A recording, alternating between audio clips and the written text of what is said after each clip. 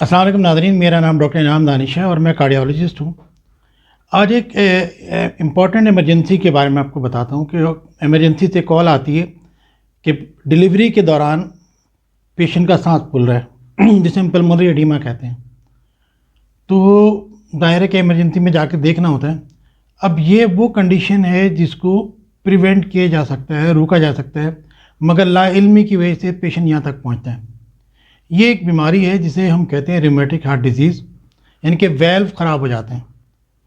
Start होती है आमतौर पे 5 से 15 साल के दौरान। बच्चों को फीवर होता है, गला ख़राब होता है।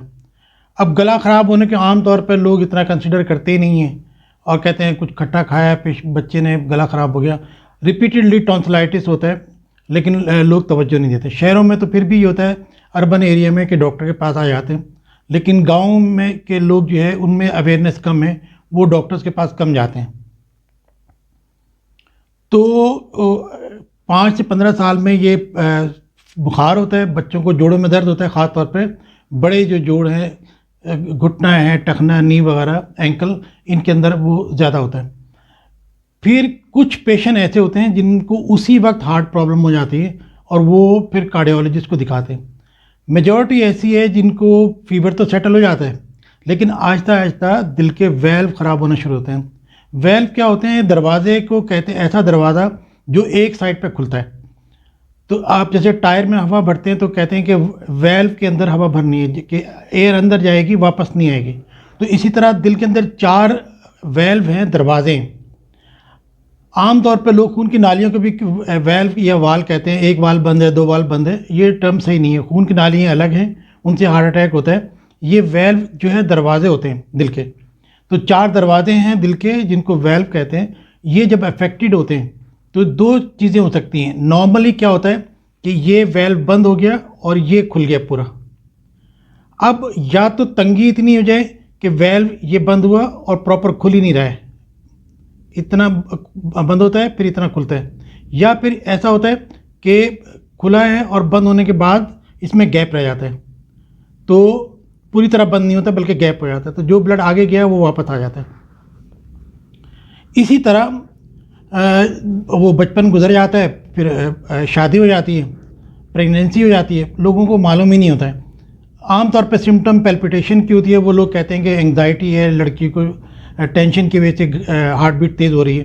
12 तो इसी तरह टाइम गुजर जाता है। अब 2 कैटेगरीज हैं। एक वो क्लास है जो कि अमूमन गाँव से जिनका ताल्लुक़ है, जो हॉस्पिटल में पहुंचते हैं बिल्कुल एंड में डिलीवरी के टाइम पे और उनका सांस फूल रहा होता है। और दूसरी जो है वो जो अर्ली डायग्नोज कर लेते हैं, जो हम पहले से डायग्नोज कर लेते हैं।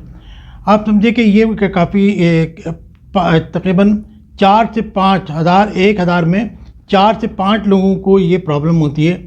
इस वक्त तकरीबन पाकिस्तान में 5 लाख लोग इस बीमारी का शिकार हैं। तो जब ये प्रॉब्लम होती है 5 से 15 साल के दरमियान, तकरीबन 10 साल के बाद देखें तो अच्छे खासी तादाद में वो लोग होते हैं जिनका दिल अफेक्टेड हो चुका होता है और उनको मालूम ही नहीं होता। बहरहाल हमारा आज का इशू चूँकि प्रेगनेंसी से रिलेटेड है, तो इसलिए हम मेल पेशेंट की बात नहीं करेंगे, फीमेल्स की बात करें कि अगर अर्ली पेशेंट को जैसे पैल्पिटेशन फील हो रही है, सांस हो रहा है, और वो डॉक्टर के पास जाएँ, उनका एको कराएं, दिल का अल्ट्रासाउंड जिसको कहते हैं, कि दिल के अल्ट्रासाउंड को एको कहते हैं, उससे वेल्व की पोजीशन मालूम हो जाती है। उसको आप कैटेगरी में डिवाइड कर लेते हैं, माइल्ड, मॉडरेट, सीवियर, यानी कि मामूली बीमारी है, दरमियाने दर्जे की है, या बहुत ज़्यादा है। उसके हिसाब से डिसाइड करते हैं कि इस प्रेगनेंसी का अब एंड कैसे करना है। माइल्ड जो हल्की फुल्की बीमारी है वो तो पेशेंट टॉलरेट कर लेता है, डॉक्टर एहतियात करते हैं।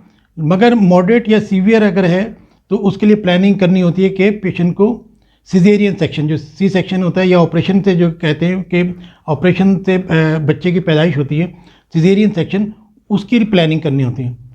अगर पेशेंट को सिम्टम्स ज़्यादा हैं तो प्रेगनेंसी के दौरान ही वो जैसे एंजियोग्राफी करते हैं, इसी तरीके से एक तरह एंजियोप्लास्टी करते हैं, तो उसके ज़रिए भी वेल्व को बैलून के ज़रिए खोला जा सकता है। PTMC कहलाता है। तो उसको वेल्व को प्रेगनेंसी के दौरान खोल देते हैं ताकि पेशेंट टॉलरेट कर सके। अमूमन ये ज़्यादा प्रॉब्लम होती है 6 महीने के बाद, यानी कि 7वें 8वें महीने में बहुत ज़्यादा। 7-8वें महीने के अंदर ब्लड की मिकदार बॉडी के अंदर बहुत बढ़ जाती है, ख़वातीन के जो प्रेग्नेंट होती हैं, तो उस वक्त चूँकि दिल का तो रास्ता तंग है, वो वेल्व तंग है, तो वो ब्लड को आगे पुश ही नहीं होने देता है और सारा ब्लड जो है लंग में आ जाता है, जिससे सांस में प्रॉब्लम होती है। तो अगर पहले से डायग्नोज हो जाए, एको करके आपने देख लिया माइल्ड है तो छोड़ दिया दवाओं के ऊपर, और मॉडरेट सीवियर है तो मेडिसिन भी दे दी, और साथ में अगर नहीं पेशेंट टॉलरेट कर पा रहा है तो पीटीएमसी यानी कि एंजियोग्राफी की एंजियोप्लास्टी के ज़रिए, और अगर वो भी पॉसिबल ना हो तो सर्जरी भी हो सकती है। आमतौर पे ये पीटीएमसी और सर्जरी 4 महीने के बाद करते हैं। अब उन पेशेंट पे आते हैं जिन्हें मालूम ही नहीं होता है और वो प्रेग्नेंट हो जाते हैं, तो एंड में जब वो हॉस्पिटल में पहुंचते हैं तो कोई प्लानिंग नहीं होती, ना उनकी सिजेरियन सेक्शन की प्लानिंग होती है, ना ही उनके सांस का कोई वो इशू होता है। जब जाके फर्स्ट टाइम मालूम होता है कि इनको वेल्वुलर प्रॉब्लम है। तो कहने का मकसद ये है कि एक तो बच्चों की अपनी केयर करें, अगर गला ख़राब होता है, आए दिन गला ख़राब होता है, डॉक्टर को दिखाएं। अगर वो फीवर की, जॉइंट पेन की कंप्लेन करता है तो एको कराएं। और बेहतर ये है कि अगर प्रेगनेंसी के अंदर जैसे अल्ट्रासाउंड कराते हैं तो एको भी ज़रूर करवा लें, वेल्व ज़रूर चेक कर लेने चाहिए कि अगर वेल्वुलर प्रॉब्लम है तो पेशेंट कॉम्प्लिकेशन से बच सकता है। आज का यही मैसेज है। तो इसमें कंडीशन ज़्यादा मोस्ट कॉमन जो है माइटल स्टेनोसिस कहते हैं, वेल्व तंग हो जाता है, माइटल रिगर्जिटेशन भी होता है। तो जो ब्लॉकेज है, जो तंगी है, वेल्व प्रॉपर नहीं खुल रहा है, ये आमतौर पर टॉलरेट नहीं होता।